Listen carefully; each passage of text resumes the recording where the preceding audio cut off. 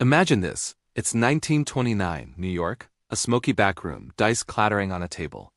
A stockbroker named Tommy stares at a pile of papers, his entire fortune, now worthless. "It's rigged!" he screams, slamming his fist on the table. The room erupts. Shouts, toppling chairs. Overnight his savings vanished. His wife, Clara, weeps in a corner. The great market crash has begun, and for them, survival starts now. This isn't a one-time story. History is littered with these moments. Think back to tulip mania in 1637. People in the Netherlands were trading entire houses for a single tulip bulb. Prices soared into the stratosphere, and then pop, the bubble burst.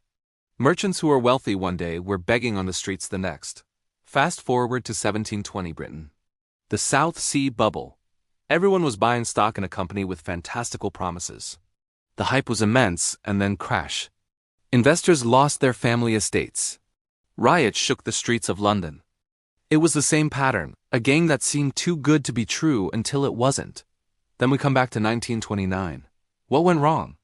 Overvalued stocks, people borrowing huge sums of money to invest, we call it buying on margin, and banks speculating with their customers' money. The market didn't just dip. It plummeted, dropping 89% by 1932. The fallout was catastrophic. 9,000 banks failed, taking $1.3 billion in deposits with them. Gone. Families pawned their wedding rings and heirlooms just to eat. Soup kitchen lines stretched for blocks, filled with people who once had everything. And if you think that was just ancient history, think again. Remember 2008? The global financial crisis. It started with something called subprime mortgages, risky loans bundled up and sold as safe investments. When they collapsed, it triggered a domino effect. The investment bank Lehman Brothers fell, and in the blink of an eye, $10 trillion in global wealth evaporated. 8 million jobs vanished in the U.S. alone. We saw it in Detroit. A factory worker named Lisa watches her paycheck shrink to nothing. The house is gone. She cries to her son, Jake, and daughter, Mia. Banks were seizing homes left and right. The stock market tanked by over 50%. Lisa found herself trading her tools just for groceries, bartering car parts with neighbors to get by. By 2010, 2.8 million foreclosures had been filed. Families were sleeping in their cars. Let's jump even closer to home. 2020, the COVID crash. The market plunged 34% in just a few weeks.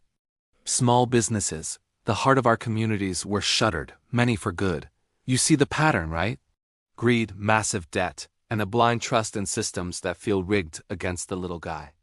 The rules are written by the house. Insider trading, lax regulations, unchecked speculation, these are the fuels that feed the fire. When the crash comes, it's always the same people who get burned. Think of Tommy back in 1929. He had to sell his fancy suit just for a hot meal and join one of those long bread lines. His wife Clara started mending clothes for scraps of food. In London, an Ardiardi, a cafe owner named Ahmed, lost his shop because of lockdown loans he couldn't repay. He ended up trading his precious coffee beans just to cover his rent. The tension becomes unbearable. Tommy begs a loan shark, "Spare me," but is denied. Clara pleads, tears streaming down her face. Lisa starts skipping meals so her kids can eat. Her young son, Jake, asks, "Mom, why aren't we going to school anymore?" Her daughter, Mia, whispers, "Will we get to eat tonight?" The stakes are life and death, hunger, eviction, and a crushing sense of despair. And when people are pushed to the brink, society fractures. In the 1929 riots, unemployed workers clashed with police. Windows were shattered, and anger spilled onto the streets. In 2008, protests hit Wall Street. People were furious that the government bailed out the big banks with a $700 billion plan, while ordinary homeowners got foreclosure notices.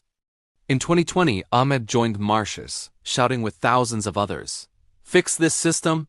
Does any of this feel relatable? Your job, your home, your dreams for the future, imagine it all gone in a matter of days. You watch the banks that caused the crisis get bailed out with your tax money, while your family struggles to survive. It's a story as old as money itself. But here's where the story gets a few twists. Twist number 1. For a select few, crashes are incredibly profitable. In 1929, insiders who knew what was coming sold their stocks at the peak, pocketing millions. Then, when the market hit rock bottom, wealthy figures like John D. Rockefeller swept in and bought up assets for pennies on the dollar. Twist number 2. The bailouts often backfire. The 2008 TAR program was meant to save the economy by saving the banks. But it did little for homeowners. In fact, foreclosures actually rose 23% in the year after the rescue package was passed. The lifeboats were for the captains of the ship, not the passengers. Twist number 3. After a crash, new forms of money and speculation rise from the ashes. After 2008, cryptocurrencies exploded in popularity, promising a decentralized alternative. But the same patterns of hype and greed followed.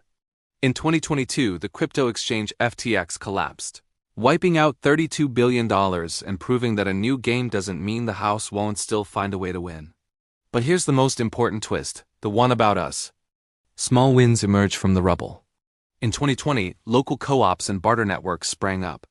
Neighbors started trading goods and services, creating small, resilient economies that outlasted some of the big chains. And twist number 5, rebounds can be surprising. After the depths of the Great Depression, the New Deal in 1933 began to lift America back up. It created jobs, rebuilt infrastructure, and slowly restored trust. People found a way forward. Tommy, the ruined stockbroker, survived. He learned to fix radios and traded his skill for food. He banded together with his neighbors. His wife, Clara, used her sewing skills to make a living. Lisa, the factory worker, also learned to sew and bartered her work to pay the rent. Her son Jake helped out with odd jobs. Ahmed, the cafe owner, started growing herbs on his balcony and trading them with his local co-op. History shows us that when the financial system fails, real value isn't in paper assets, it's in skills. It's in community. In the 1930s, a farmer named Eli built a thriving barter network, trading his eggs for tools and other necessities. Skills like repairing, crafting, and growing food become the new currency. Tangible assets, tools, food reserves, seeds outlast stocks and bonds. The mindset shifts from getting rich quick to being resilient. Tommy started hoarding canned goods. Lisa stashed away rice. Most importantly, community networks proved to be the ultimate safety net. Eli's barter group thrived. Ahmed's co-op grew stronger. So what does this mean for you today? It means preparing for the unexpected. Keep some cash reserves. Diversify your life beyond just the market. Maybe it's buying a small piece of land, learning a trade, or growing a garden. And critically, avoid the leverage traps, those margin calls and massive debts that ruin so many. When the game is rigged, the only way to win is to change how you play. The people who make it through aren't the ones with the most chips. They're the ones who are adaptable, skilled, and connected to their community. History is sending us a clear warning. Watch the dice, question the house, and understand that your true worth isn't in your bets. It's in what you can build with your own 2 hands. Thanks for watching. If this story resonated with you, hit that like button and subscribe for more deep dives into the patterns that shape our world. Stay safe and stay resilient.